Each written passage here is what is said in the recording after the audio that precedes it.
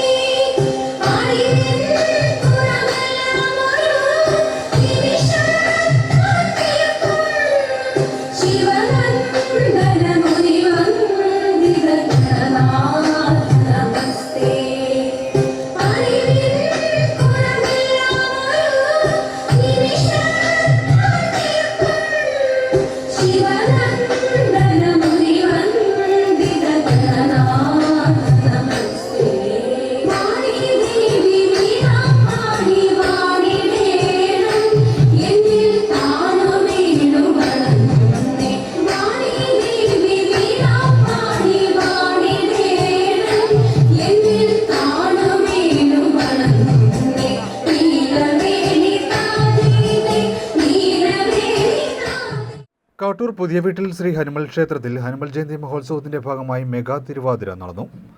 കുട്ടികളും മുതിർന്നവരും അണിനിരുന്ന മെഗാ തിരുവാതിര കാണാൻ ആയിരങ്ങളാണ് ക്ഷേത്രമുറ്റത്തെത്തിയത്.